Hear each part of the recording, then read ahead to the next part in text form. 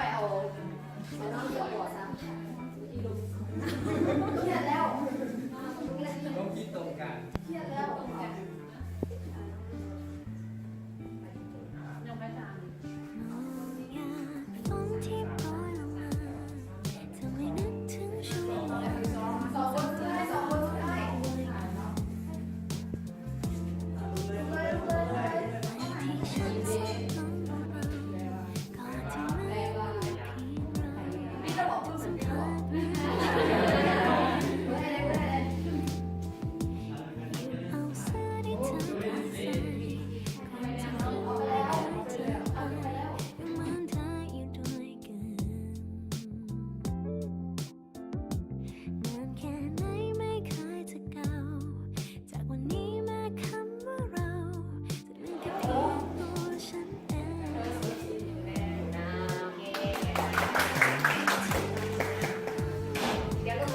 ก่อนเดี๋ยวกลับขึ้นมาอยู่นะปูแล้ว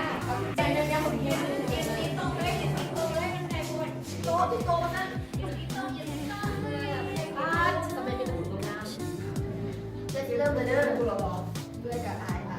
น้ำเขาน้อง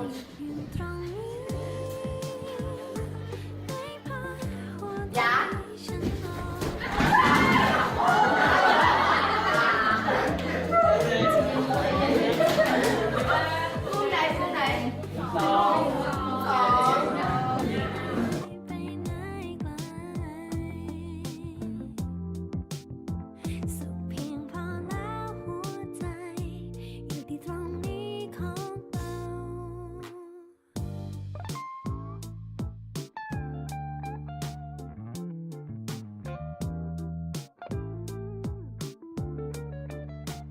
เนี่ยมือกระดาษนี้เนี่ยมือกระดาษนี้เป็นกระดาษจับเนี่ยมือกระดาษเนี่ยมือเดี๋ยวบังหาเลยเริ่มไปเด้อนะเอิ๊ก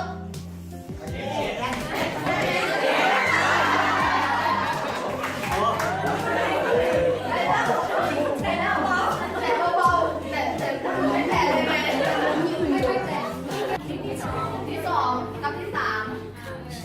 โดยเอามุมหนึ่งกับมุมสามมาแข่งกันก่อนตัวแทน1 คนสำหรับกลุ่มหนึ่งกับกลุ่ม2กับกลุ่ม1กับกลุ่ม3มาเลยค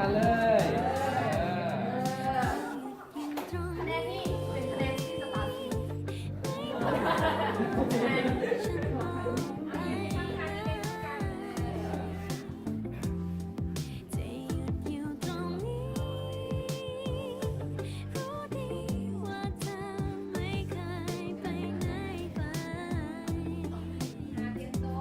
เตรียมโตไปสักอย่าง